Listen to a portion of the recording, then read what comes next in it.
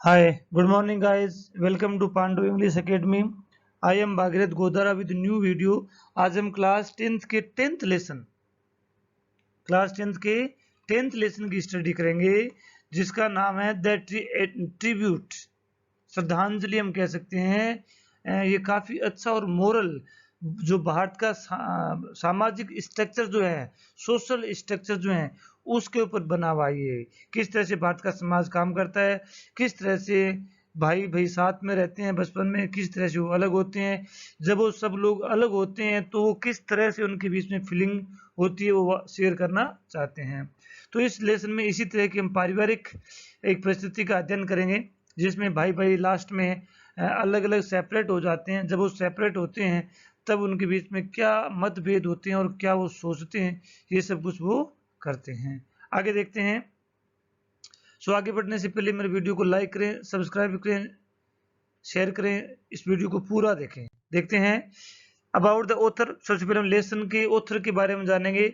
Jitendra Narayan Das, lesson के author का नाम है Jitendra Narayan Das. Born on August 3, 1953 in Nayagarh district, Odisha.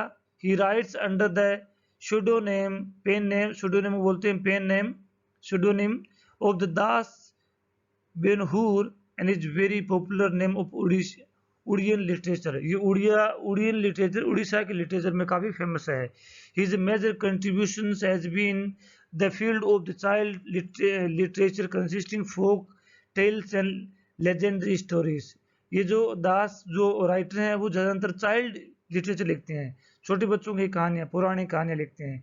He was winner of the Orissa Sahitya award, academy award for his Kunna Pen Anabana Gita in the 1987 में इसको ये प्राइज मिला था। उड़ीसा साहित्य अकेडमी अवार्ड इनको मिला था। काफी अच्छे राइटर हैं चाइल्ड स्टोरी के। ये लेसन के बारे में द एट्रीब्यूट शोज, ये लेसन दिखाता है how the joint family system in India is crumbling. ये लेसन हमें ये बताता है कि किस तरह से भारत में जो एक सामूहिक सामाजिक प्रणाली थी वो टूट रही है, बिखर रही है।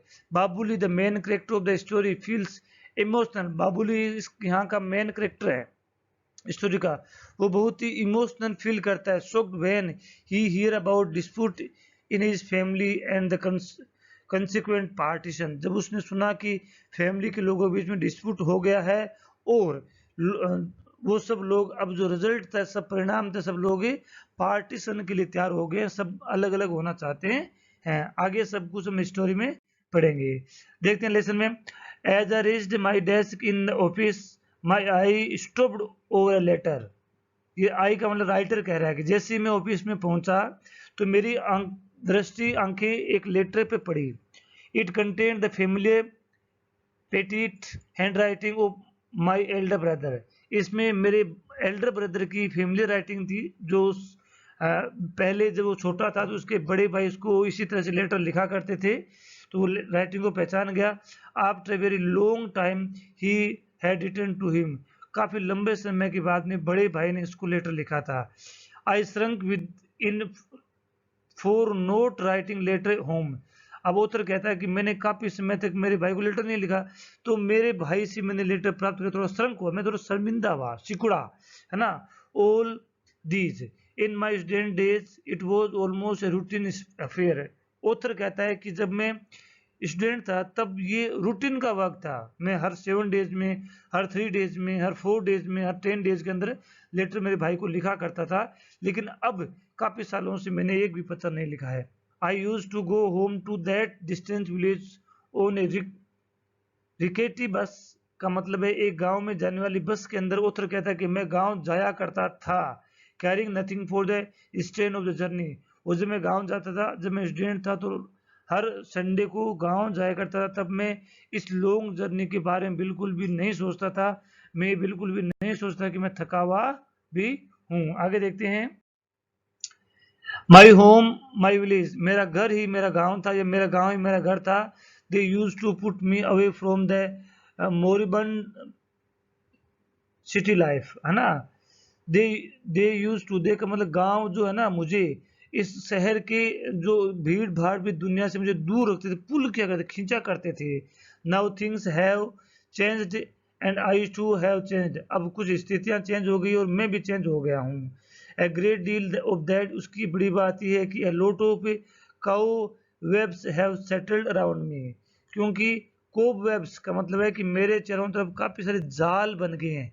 जाल का मतलब मैं खुद जो है ना अलग तरह के व्यवसाय में बिजी हो गया हूँ, मैं मेरी जिंदगी के कार्यों में बिजी हो गया हूँ और मैं अपने घर वालों को भूल गया था। I am swift by that invisible tide of time, और ऑथर कहता है कि ये काफी सालों से जब मैं मेरे काम में बिजी हुआ, जब मुझे नौकरी मिल गई तो मैं मेरे काम में रूटीन में बिजी हो गया, तब उन सब चीजों को, वो सब चीजें मेरे मेरे लिए स्वेप्ट अवे हो गई, मेरे लिए अंधेरी हो गई है, मेरे लिए वो मेरी आंखों से आगे से हट गई। एंड बिजनेस से, काम, बिजनेस और टाइम की वजह से।